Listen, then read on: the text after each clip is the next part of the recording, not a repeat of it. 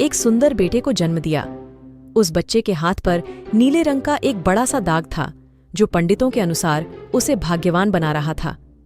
उसके जन्म के साथ ही उस गांव के ज्ञानी ध्यानी पंडित ने भविष्यवाणी की कि यह बच्चा 15 साल की उम्र में एक राजकुमारी से विवाह करेगा और खुद राज करेगा। एक दिन ऐसा हुआ कि एक राजा शिकार खेलते हुए रास्ता भूलकर उसी गांव में आया जहां उस बालक का जन्म हुआ था। गांव वालों ने उस राजा को पहचाना नहीं, क्योंकि उन लोगों ने कभी उसे देखा ही नहीं था। गांव के एक बूढ़े ने बातों बातों में राजा को बताया कि कुछ दिनों पहले उनके गांव में एक ऐसा बच्चा पैदा हुआ है जो 15 साल की अवस्था में इस राज्य के राजा की लड़की से विवाह करेगा। राजा को यह बात सुनकर बहुत गुस्सा आया, क्योंकि कुछ दिन पहले उसके घर में एक बेटी का जन्म हुआ था। राजा वैसे भी बहुत ही घमंडी और कठोर हृदय का व्यक्ति था। राजा ने सोचा कि क्यों न मैं उस गरीब औरत को कुछ धन देकर इसका बच्चा इससे ले लूं और इसका काम तमाम कर दें, तो न ही यह भाग्यवान बच्चा रहेगा और न ही मेरी राजकुमारी से विवाह कर पाएगा। वह गांव के उस बूढ़े से बोला, बाबा, तुम मुझे उस औरत के पास ले चलो। वह उस बच्चे को ठीक ढंग से नहीं पाल पाएगी। मैं उस बच्चे को अच्छे ढंग से पालकर बड़ा करूंगा। बूढ़ा उस राजा को उस भाग्यवान बच्चे की मां के पास ले गया। राजा ने उससे अपना बच्चा देने की विनती की और बोला, तुम बहुत गरीब हो, इस बच्चे को कैसे पाल सकोगी? यह बच्चा मुझे दे दो, मैं इसे बहुत अच्छी तरह पालूंगा। वह गरीब औरत उसे अपना बच्चा देने से इनकार करती रही। तब राजा ने उसे बहुत सा धन दिया और बोला, इस धन से तुम अपना पेट पालना, और जब यह तुम्हारा भाग्यवान बेटा बड़ा हो जाएगा तो खुद ही तुम्हारे पास आ जाएगा। गरीब माँ ने सोचा, चूंकि यह बहुत ही भाग्यशाली बच्चा है, इसीलिए यह अमीर आदमी इसे लेने मेरे घर आ पहुंचा है। शायद यही ईश्वर की इच्छा है। बहुत सोच विचार के बाद उस गरीब औरत ने अपना बच्चा राजा को दे दिया। राजा ने उस बच्चे के लिए एक लकड़ी का संदूक खरीदा और उस संदूक में डालकर बहते हुए पानी में छोड़ दिया। उसने सोचा कि दम घुटने से बच्चा इस संदूक के अंदर ही मर जाएगा। वह यह सोचकर मन ही मन बहुत खुश हो रहा था कि उसने अपनी प्यारी सी बेटी को उस अनचाहे पति से बचा लिया। मारने वाले से बचाने वाला बड़ा होता है। यही उस बच्चे के साथ भी हुआ। वह लकड़ी का संदूक बहते बहते एक पंचक्की में जाकर अटक गया। उस पंचक्की पर काम करने वाले नौकर ने जब वह लकड़ी का बक्सा देखा तो बहुत खुश हुआ। उसने सोचा कि उस बक्से में जरूर ढेर सारा धन होगा। उसने पानी में घुसकर इस संदूक को बाहर निकाला। जब उसने संदूक को खोला तो देखा कि गंदे से कपड़े पहने एक बच्चा उसमें सो रहा था। नौकर ने सोचा कि यह बच्चा मेरे किस काम का? क्यों न मैं इस बच्चे को पंचक्की के मालिक के पास ले जाऊं? वह जरूर इसे अपने पास रख लेगा, क्योंकि उसका अपना कोई बच्चा नहीं है। ऐसा सोचकर वह नौकर उस बच्चे को अपने मालिक के पास ले गया। पंचक्की का मालिक उस बच्चे को देखकर बहुत खुश हुआ। उसने सोचा कि शायद ईश्वर ने उसकी पत्नी की प्रार्थना सुन ली और इस बच्चे को उसके पास भेज दिया। उन दोनों पति पत्नी ने बड़े प्यार और लगन से उस बच्चे को पालना शुरू किया। जैसे जैसे कह बच्चा बड़ा होता गया, उसके चेहरे पर तेज आता गया। उसे कोई भी देखता तो देखता ही रह जाता। एक दिन एक घटना ऐसी घटी जिसने उस बच्चे के जन्म के समय की भविष्यवाणी को सच्चा सिद्ध कर दिया। राजा किसी काम से उसी रास्ते से बाहर जा रहा था जिस रास्ते पर वह पंचक्की थी। रास्ते में अचानक बहुत बड़ा तूफान आ गया तो राजा को उसी पंचक्की के पास रुकना पड़ा। राजा ने उस सुंदर से युवक को दुकान पर बैठे देखा तो उस पंचक्की के मालिक से पूछा, क्या यह तुम्हारा बेटा है? यह तो बहुत ही सुंदर है। चक्की का मालिक बोला, यह मेरा बेटा ही है, क्योंकि हमने ही इसे पाल पोस कर बड़ा किया है। आज से करीब 15 साल पहले यह बच्चा हमें एक लकड़ी के संदूक में मिला था। राजा को पुरानी बातें एकदम ताजा हो गईं। उसे चक्की के मालिक की बात सुनकर बहुत आश्चर्य हुआ कि वह बच्चा, जिसे वह अब तक मरा हुआ समझ रहा था, अभी तक जिंदा है। उसने उस लड़के को खत्म करने की तरकीब फिर सोची। वह पंचक्की के मालिक से बोला, क्या आप इस लड़के को मेरा एक काम करने की आज्ञा दे सकते हैं? मैं रानी के पास एक पत्र भिजवाना चाहता हूँ। यह पत्र बहुत ही जरूरी है। मैं इस काम के लिए इसे सोने के 2 सिक्के दूंगा। लड़के ने फौरन हाँ कर दी और चक्की का मालिक भी उसे भेजने के लिए तैयार हो गया। राजा ने झट से अपनी रानी को एक पत्र लिखा। लड़का उस पत्र को लेकर राजमहल की ओर चल दिया। वह आज तक अपने घर से कहीं बहुत दूर नहीं गया था, अतः राजमहल का रास्ता नहीं ढूंढ सका और जंगल में ही भटकने लगा। शाम ढल चुकी थी, तभी अंधेरे में उसे दूर से रोशनी आती दिखाई दी। वह दौड़कर उस रोशनी की तरफ गया तो देखा कि वहां पर एक छोटा सा कच्चा घर था। उस घर में कोई दरवाजा नहीं था। जब वह उस घर में घुसा तो उसने देखा कि एक बूढ़ी औरत आग जलाए बिल्कुल अकेली बैठी है। वह औरत उस लड़के को अपने सामने देखकर डर गई। उसने लड़के से पूछा, बेटा, तू कहाँ से आ रहा है और तुझे कहाँ जाना है? लड़के ने जवाब दिया, मैं पास के गांव की पंचक्की से आ रहा हूँ और रानी माँ को यह खत देने जा रहा हूँ, पर मैं इस जंगल में अपना रास्ता भूल गया हूँ। रास्ता ढूंढते ढूंढते शाम हो गई। अंधेरे में मुझे यही घर दिखाई दिया, इसलिए मैं रात गुजारने के लिए यहाँ आ गया। उस बूढ़ी औरत को उस लड़के पर बहुत दया आई, क्योंकि वह डाकुओं के ठहरने की जगह थी और वह बूढ़ी औरत उन डाकुओं की नौकरानी थी। उसे डर था कि अगर डाकुओं ने उसे देख लिया। आधी रात के बाद जब डाकू उस घर में आए तो किसी और को अपने घर में सोता देखकर अपनी नौकरानी पर बहुत गुस्सा करने लगे। बूढ़ी नौकरानी ने उन्हें सारी बात बता दी और वह चिट्ठी भी डाकुओं के सरदार के हाथ पर रख दी जो उस लड़के ने उसे दिखाई थी। राजा की मोहर देखकर उन डाकुओं को उस चिट्ठी पर कुछ शक हुआ। सरदार ने बड़ी सावधानी से उस चिट्ठी को खोलकर पढ़ा तो सोते हुए उस लड़के पर उसे बहुत तरस आया। उसने उस चिट्ठी को फाड़ दिया और एक दूसरी चिट्ठी उसमें रख दी। उस चिट्ठी में लिखा था, जैसे ही यह लड़का राजमहल में पहुंचे तुम इस लड़के से अपनी राजकुमारी का विवाह कर देना। ये काम मेरे वापस आने से पहले ही पूरा हो जाना चाहिए। यह खत उन्होंने उस लड़के के सामने रख दिया और सुबह होने से पहले ही डाकू वहां से चले गए। सुबह जब वह लड़का सोकर उठा तो उस बूढ़ी ने उसे कुछ जलपान कराया। फिर वह लड़का राजमहल की ओर चल पड़ा। राजमहल पहुंचकर उसने वह खत रानी माँ तक पहुंचा दिया। रानी ने जब खत पढ़ा तो उसे बड़ा आश्चर्य हुआ कि राजा ने यह कैसी आज्ञा दी है, एक अनजान लड़के से वह अपनी राजकुमारी का विवाह कर दे। खत पर राजा की मोहर लगी हुई थी, अतः यह कोई धोखा भी नहीं हो सकता। राजा के वापस आने से पहले ही उसे अपनी बेटी का विवाह इस लड़के से करना था। रानी ने लड़के को अपने पास बुलवाया। उसका भोला भाला और सुंदर चेहरा उसे बहुत पसंद आया और उसने अगले ही दिन उससे अपनी बेटी का विवाह कर दिया। लड़का राजकुमारी के साथ सुख से उस महल में ही रहने लगा। कुछ महीनों बाद राजा वापस अपने राजमहल में आया तो उस लड़के के बारे में जानने के लिए बहुत उत्सुक था, पर उसे जब यह पता लगा कि रानी ने राजकुमारी का विवाह उसी लड़के से करवा दिया है तो उसे बहुत गुस्सा आया। जिस बात को वह नहीं होने देना चाहता था उसकी पत्नी ने वैसा ही कर दिया। उसने अपनी पत्नी से वह खत मांगा। राजा ने उसमें उस लड़के से राजकुमारी के विवाह की बात लिखी देखकर हतप्रभ रह गया। उसे लड़के पर शक हुआ कि वह पढ़ा लिखा है, जरूर रास्ते में खत बदल दिया होगा। उसने लड़के को अपने पास बुलवाया और उसे सच्चाई बताने की आज्ञा दी। लड़का बोला, हे राजन, मुझे कुछ नहीं पता कि इस खत में आपने क्या लिखा था, क्योंकि मैं तो इसे ऐसा ही लेकर आ गया। हाँ, जंगल में मैंने एक पुराने घर में रात जरूर गुजारी थी, क्योंकि मैं राजमहल का रास्ता नहीं ढूंढ पाया था और जंगल में भटक गया था। राजा को उस लड़के की बात पर विश्वास नहीं हुआ। वैसे भी राजा को उस लड़के से बहुत नफरत थी। वह नहीं चाहता था कि उसकी बेटी से शादी करने के बाद वह इस राज्य का राजा बने। वह लड़के से बोला, मेरी गैर हाजिरी में रानी ने मेरी बेटी की शादी तुझ कंगाल से कर दी है, पर मैं इस शादी को तब तक अपनी सहमति नहीं दूंगा जब तक तू मुझे शैतान के 3 सोने के बाल नहीं लाकर देगा। जब तू ये 3 सोने के बाल मुझे देगा तभी सही मायने में उसका पति बन पाएगा। राजा ने ऐसी असंभव शर्त इसलिए रखी थी कि 3 सोने के बाल ढूंढते ढूंढते ही यह लड़का कहीं मर खप जाएगा। इस प्रकार उसे इस लड़के से अपने आप छुटकारा मिल जाएगा।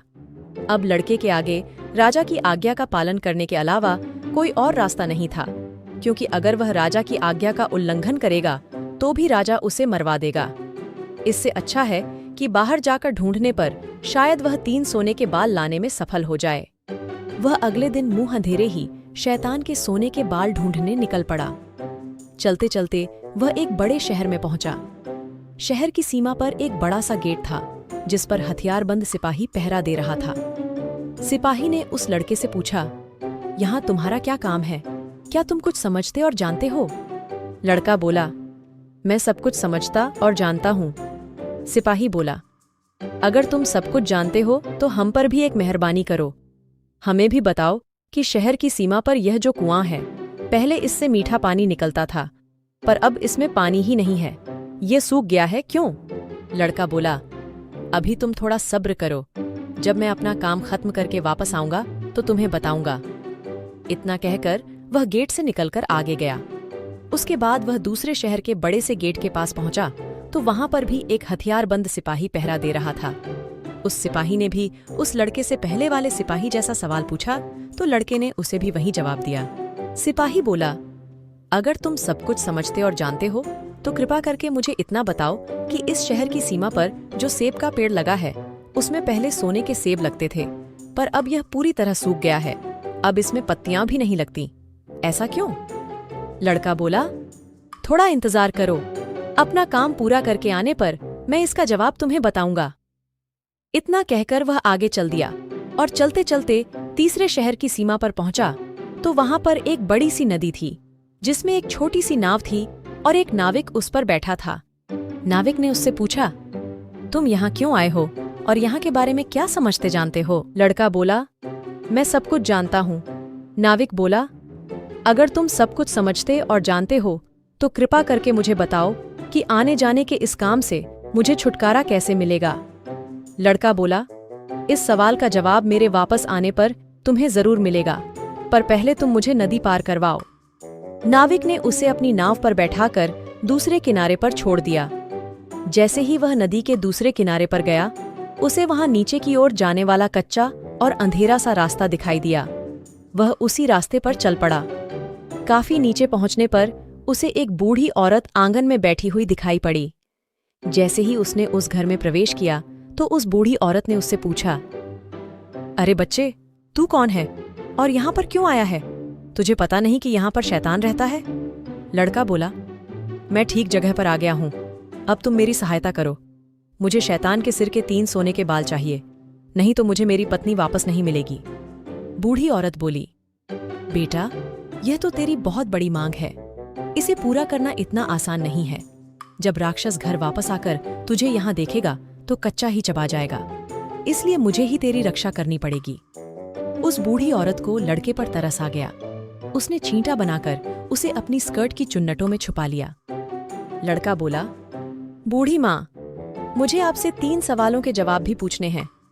पहला सवाल है, एक कुआं जिसमें से पहले शरबत की तरह मीठा पानी निकलता था, आजकल क्यों सूख गया है? दूसरा सवाल है कि एक सेब का पेड़ जिस पर पहले सोने के सेब लगते थे, अब उस पर पत्ते भी नहीं लगते, वह पेड़ क्यों सूख गया है?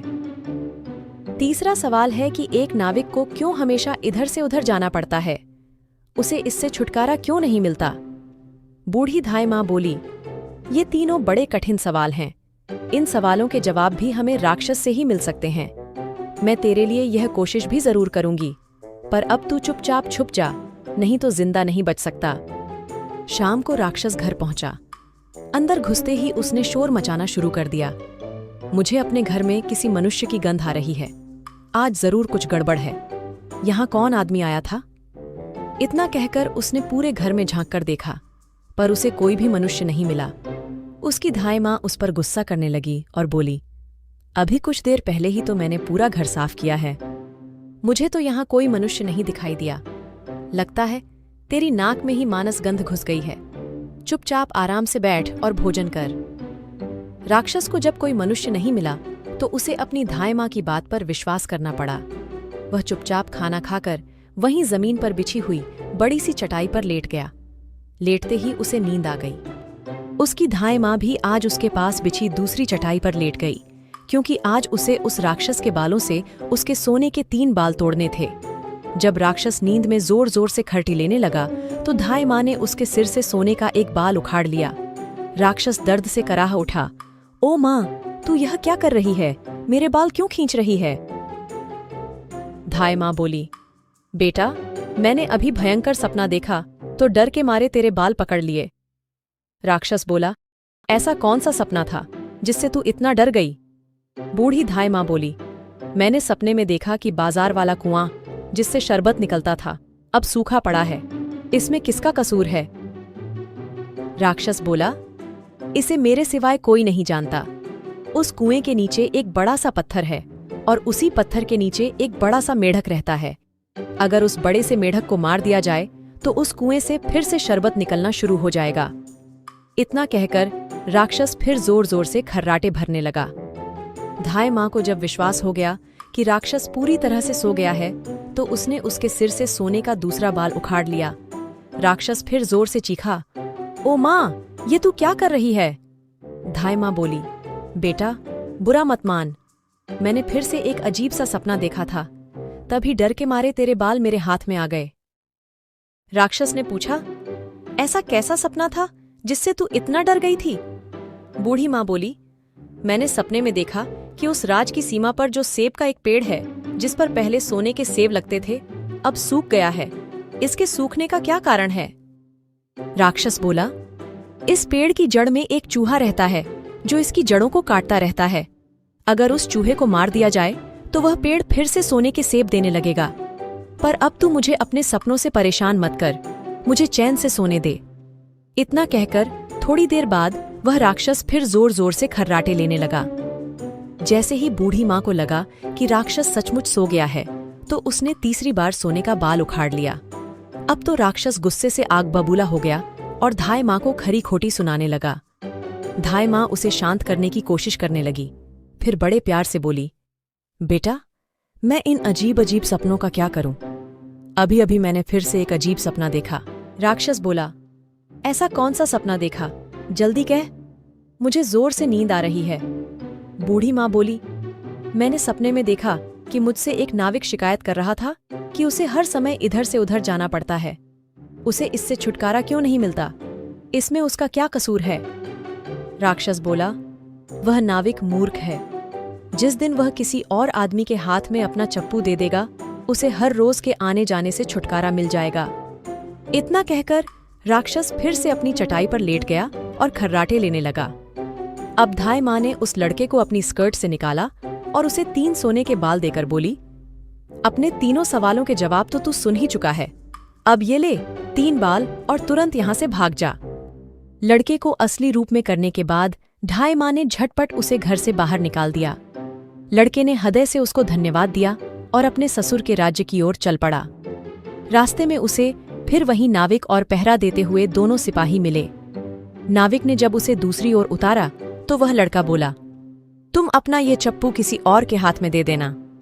जब सिपाही को उसने उसके प्रश्न का उत्तर बताया तो उसने बहुत सा धन एक गधे पर लाद कर उस लड़के को इनाम के रूप में दिया।